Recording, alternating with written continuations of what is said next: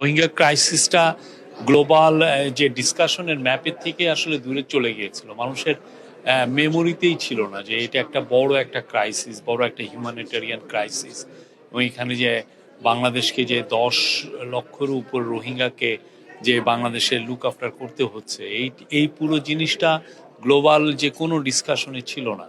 তো প্রফেসর ইউনূস যখনই interim government take over করলো, তারপরে থেকে উনি যেটা করলেন যে উনি একটা অফিস তৈরি করলেন, যে হাই রিপ্রেজেন্টেটিভের অফিস রোহিঙ্গা জন্য, যাতে এই ক্রাইসিসটা পুরো আবার নিয়ে যাতে পুরো বিশ্বব্যাপী এটা নিয়ে যাতে তুলে ধরা হয় যে এইটা যে এতগুলো লোক সাফার করছে, এটা গ্লোবাল পৃথিবীর মানে একটা বড় রকমের একটা হিউম্যানিটেরিয়ান ক্রাইসিস, এবং এটা যে একটা রিজিওনাল ক্রাইসিসের রূপ নিতে পারে, এবং এটার থেকে যে একটা বড় রকমের সিকিউরিটি সমস্যা তৈরি হতে পারে, এই জিনিসটা উনি বারবার জানাতে চাচ্ছেন। এই আলোকে আপনি গত ইউনাইটেড নেশনের জেনারেল অ্যাসেম্বলিতে উনি বক্তব্য রেখেছেন, এবং ওনার মুভের কারণে, ওনার রিকোয়েস্টে ইউএন একটা রেজুলেশন অ্যাডপ্ট করেছে। এই রেজুলেশন অ্যাডপ্ট করার কারণে ইউএন এই যে সেপ্টেম্বরে একটা ওরা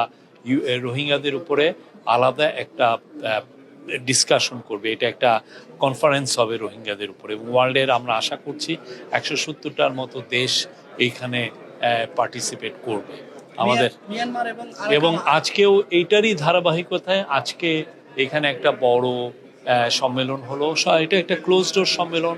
সেখানে প্রফেসর ইউনূস আবার তুলে ধরেছেন যে কি ধরনের এই রোহিঙ্গা ক্রাইসিসটা এখন কোন পর্যায়ে আছে, আমাদের কি কি করণীয়।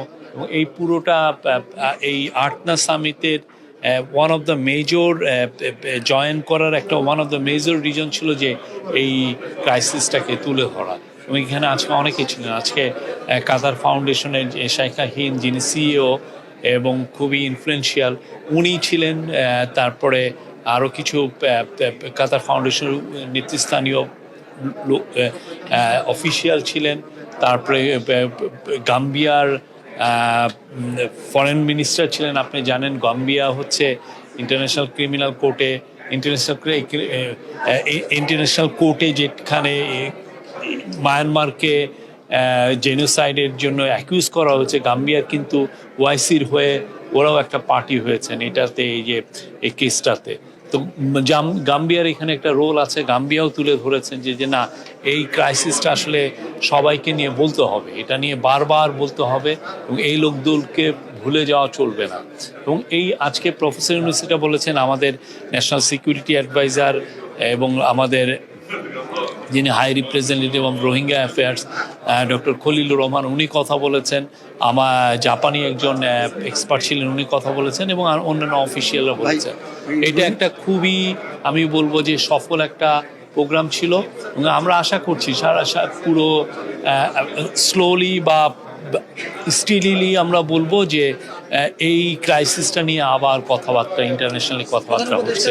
এবং এটার একটা বড় আমরা সাফল্য পেয়েছি বিমস্টেক মিটিংয়ে, যেখানে আমাদের হাই রিপ্রেজেন্টেটিভের সাথে মায়ানমার ফরেন মিনিস্টারের একটা কথা হয়েছে। ওইখানে মায়ানমার ফরেন মিনিস্টার কিন্তু জানিয়েছেন যে তারা 1,80,000 রোহিঙ্গার কে তারা ক্লিয়ারেন্স দিয়েছে, তারা যে রোহিঙ্গা। এবং এতে ফলে আমরা আশা করছি যে এইটা একটা ধাপ, এটা অনেকগুলো ধাপের একটা ধাপ, যে এইটা আমাদের রিপ্যাট্রিয়েশনের দিকে এইটা আমাদেরকে হেল্প করবে। কাতারের দিক থেকে আমাদের রোহিঙ্গা পিসফুল রিপাট্রিয়েশনের ক্ষেত্রে কাতারের দিক থেকে কাতার ফাউন্ডেশন তো আমাদেরকে অনেক হেল্প করছে। কাতার ফাউন্ডেশন এখানে এলপিজি, যেটা রোহিঙ্গাদেরকে আমরা দিই। আপনি জানেন আশেপাশে খুব ক্রিটিক্যাল বন ছিল এই রোহিঙ্গা ক্যাম্পের। এখন এই বনকে আমাদের যদি সেভ করতে হয়, সেই জন্য আমাদের ব্যবস্থা নিয়েছি যাতে রোহিঙ্গারা যাতে এলপিজি দিয়ে তাদের কুকিং কাজগুলো করতে পারে। তো এলপিজি যারা দিচ্ছেন, পুরো বিশ্বে অনেকে ফান্ডিংটা করছেন। তার মধ্যে কাতার ফাউন্ডেশন একটা মেজর ফান্ড, কাতার চ্যারিটি, কাতার ফাউন্ডেশন এখানে মেজর। ওরা হেলথে অনেক ইনভেস্ট করছেন। কাতার আমাদেরকে প্রচুর এখানে সাহায্য করছেন, এবং আমরা মনে করছি যে এই সাহায্যটা সামনে কন্টিনিউ টু করবে এবং আরও বাড়বে। আমাদের কাতারের যে এলপিজি যে চুক্তি এটাকে আরো দীর্ঘমেয়াদী হওয়ার সম্ভাবনা আছে। আমি তো বললাম যে ক্যাতারি ওরা এলপিজি আমাদেরকে দিচ্ছেন এবং এটা সামনে আরও বাড়বে আমরা আশা করছি। আজকে ডিফেন্স মিনিস্টারের সঙ্গে একটা মিটিং আছে, সেখানে কি ইস্যু নিয়ে আলোচনা হতে পারে?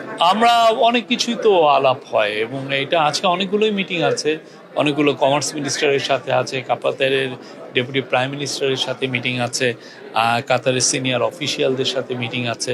তো আমরা আশা করছি আজকের দিনটাও একটা ফ্রুটফুল দিন যাবে, অনেকগুলো বিষয় নিয়ে আলাপ হবে।